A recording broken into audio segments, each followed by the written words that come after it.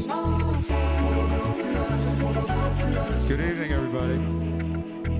I just found the keys to a city. The beats are big and the lights are pretty. So why can't we get to the busy where the dreams are in the sky? Starting off, you're going to need to grab some fabric, and I recommend using a heavier weight fabric, something like duck canvas or twill. And for this video, we are using a duck canvas. You're going to want fabric for the lining, and I recommend something really thin so that way it doesn't bulk up on you when you assemble the whole thing. And you'll only need a half a yard of each, and then you'll need 1-inch webbing, and I recommend grabbing about 2 yards. You'll need 2 zippers, and for this video we're going to be using a 14-inch and a 22-inch. We bought bigger than what we needed because we will be trimming them. You'll need 2 D-rings and 2 clips, and you can use whatever clips you want. If you have a certain style you want to use, it's totally up to you. You'll need 1 adjustment ring, and this is to help adjust that strap at the end. And lastly, you'll need your pattern, and this pattern is available at properfitclothing.com. Go ahead and download it, print it off, cut it out, tape it together, and you should be set to go.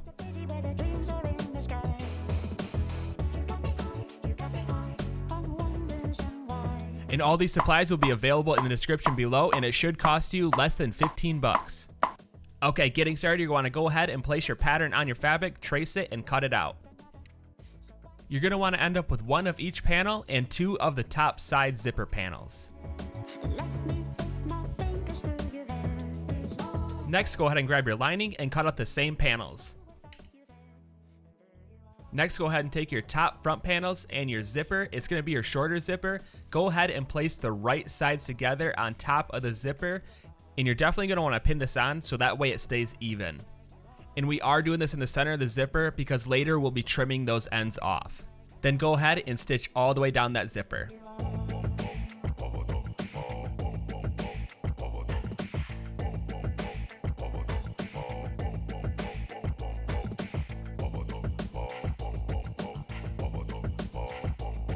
Go ahead and take the bottom half of the panel and do the same exact thing but on the other side of the zipper.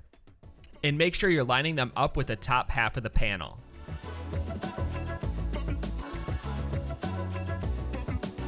Once you have them lined up and pinned, go ahead and stitch across that zipper.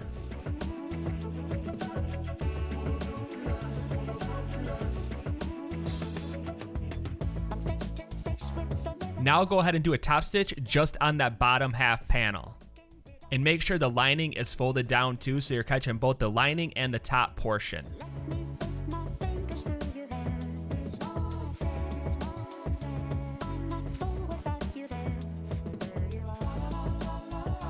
As you can see, after assembling the front panel, it's bigger than the back panel. This is because we're going to fold over the top section of that front panel and do a top stitch. And this is going to cover that zipper and add for a nice look.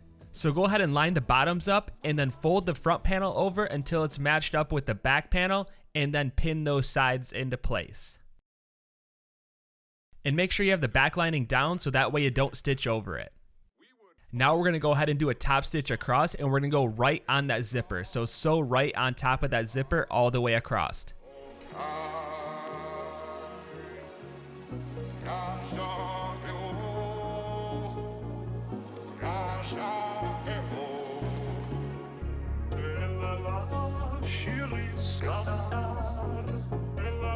You can go ahead and fold that lining up now and cut off the excess fabric.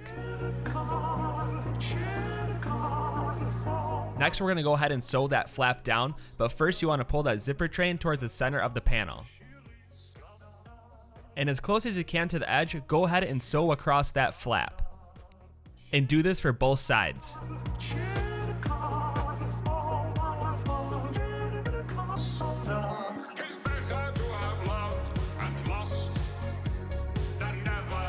And now that you have that in place, you can go ahead and trim off the rest of the zipper.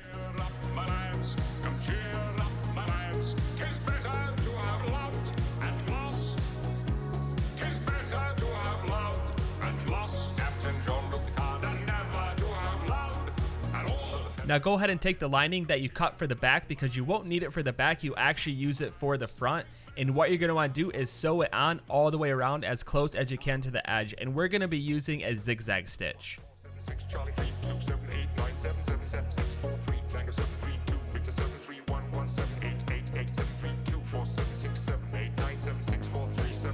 And there you go, your front panel is all set to go. Plucked the rose, tea Earl Grey hot. Longing still for that which longer nurseth the disease. Go ahead and grab the outer and lining of one half of your zipper panel, and we're gonna do it the exact same way as we did the front panel. Place the right sides together, pin it on, and sew across. And again, we're using a zipper that's way too long, but we're gonna trim it off in the end. And once you have both sides lined up and pinned down, go ahead and stitch across. Shall I compare thee to a summer's day? 'Tis better to have loved and lost than never to have loved at all. Go ahead and fold those flaps out, and we're gonna do a top stitch all the way across, and make sure you get that lining and the top together. Incredibly unbroken sentence moving from topic to topic. No one had a chance to interrupt. It was quite hypnotic. Incredibly unbroken. Grab the other half of your zipper panels, and then you're gonna wanna do the same thing for the other side. And the key thing here is just making sure that you have both of those sides lined up. Next, grab your bottom side panels, and you're gonna wanna mark in on both sides 2 1/4 inches. You're gonna wanna cut a 22-inch piece of webbing, feed one of your D-rings through, fold it over, and you're gonna line it up right with that mark. And this will be stitched in the center of that bottom side panel. And you're gonna wanna do this for both sides, but first we're gonna go ahead and put those D-rings on, and we're gonna stitch across to make sure they don't fall off. And I recommend pinning this on, and you're gonna wanna stitch right at that line at 2 1/4 inches. And make sure you stitch back and forth a few times because you want this part to be super strong. And go ahead and do the same thing for the other side. Next, we're gonna go ahead and stitch all the way down one side and then back up the other side. And get as close as you can to that edge.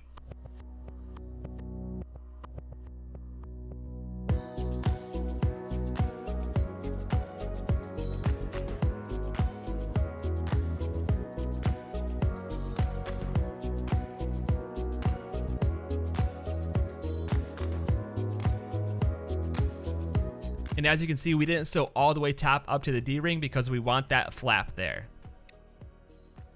Go ahead and grab your lining, place it on the back, and then grab your top zipper panels and place right sides together.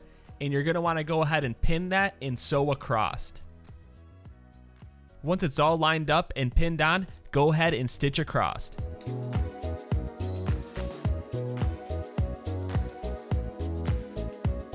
And before you do the other side, pull that zipper train towards the center of the panel. Grab the other end of the bottom side panel and place right sides together on the other side of the top zipper panel, and make sure you have the track super close, and then go ahead and stitch across.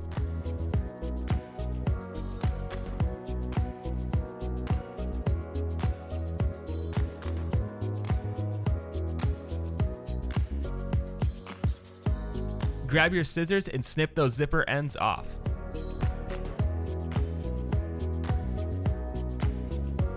Next, we're gonna do is top stitch, and make sure that seam allowance is folded over towards the bottom, and go ahead and stitch across, and do this for both sides.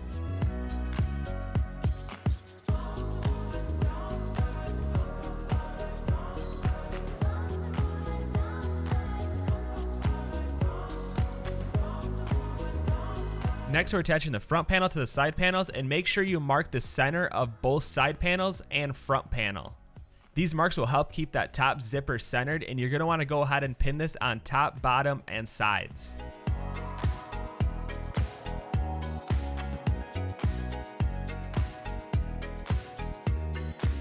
And what you're gonna wanna do is sew all the way around on that edge and kind of work around those corners.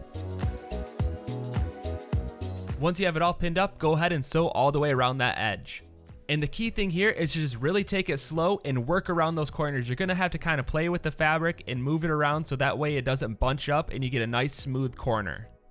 And I definitely recommend trying this step a few times. This is the hardest step of the process. It's gonna take a few times to really perfect it, but over time you'll get the hang of it and you'll be able to bust these out like nothing.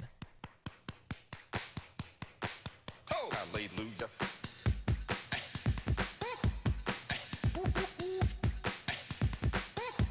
Get up right now.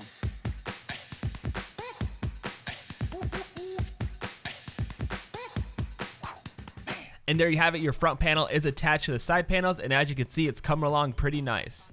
And like I said, just practice this a few times to really perfect this step.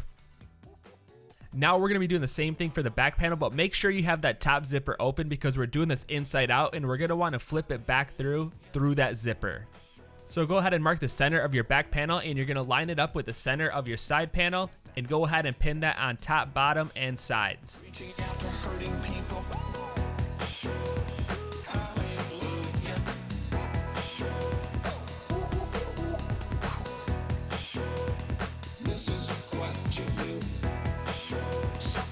And once you have it centered and all pinned on, we're gonna do it just like the front panel and sew all the way around that edge.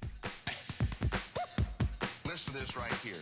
I heard then it was like the Lord spoke that through me then. Oh, there it is.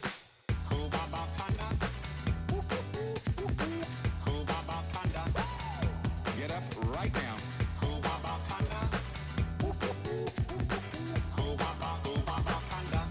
There it is again.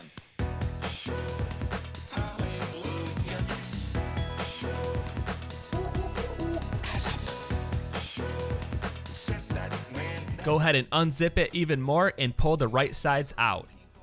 And don't worry, we are gonna clean up those raw edges on the inside, but first you wanna pull it out to make sure you sewn everything together and that there's no openings. This is what you do. Something more than it was. I like that, don't you?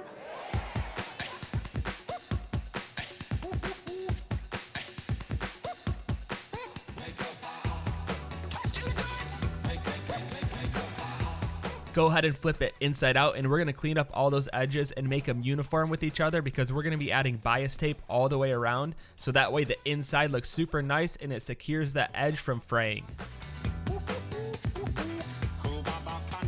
So we're gonna be using a double fold bias tape binder to clean up those edges, and you can definitely get these for domestic sewing machines too. We're gonna have links in the description. So go ahead and cut out long pieces of bias tape that are the right measurements to the width of your binder. The other option is to use a bias tape making kit, and this is where you pretty much just make your own bias tape. And it comes with a presser foot that helps you attach the bias tape to your garment. And it's pretty simple to use. All you have to do is cut a strip, feed it through, and iron it. And after that, it works the same as the bias tape. You just fold it over and sew it on, or you use that attachment. And it is super simple. Just make sure you go around both those edges, and that's why we have that seam allowance there, so that way we have an edge to work with to attach this bias tape. And we are using an industrial binder, but you can get the same ones for domestic sewing machines, and we'll have links for both of them in the description.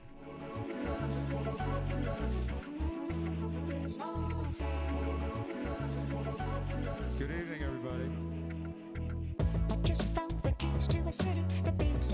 And there you have it. Your inside edges are nice and clean, and it's gonna prevent it from fraying. Go ahead and pull the right side out and pop out all those corners. The last step is the strap, so go ahead and grab a clip and your webbing, and on one end of your webbing, feed your clip through and roll that edge over twice, so that way you have a nice neat edge, and go ahead and sew that on. And for this part of the strap, I recommend using about 1.5 yards of webbing, and if that's a little bit too much, it's fine because you're gonna have that adjustment at the end. Now go to the other end of the webbing, and you're gonna wanna weave that adjustment ring on, and don't weave it back, because before you weave it back, you're gonna wanna feed that other clip through. Go ahead and feed it through the ring of that clip.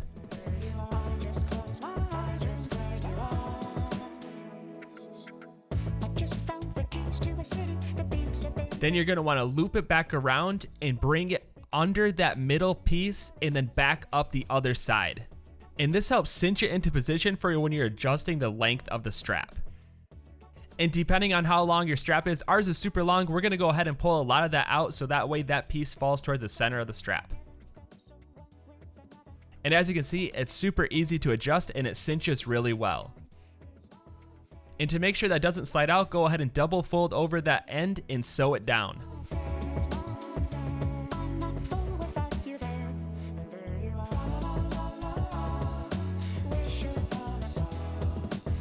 Go ahead and clip those on and you're all set to go. Thank you so much for watching. Be sure to like, subscribe, comment, let us know what you think. If you have any ideas you want to see us do, definitely send them our way. We'll try to make it happen for you. But until then, we're going to keep the videos coming at you, so we'll see you next time.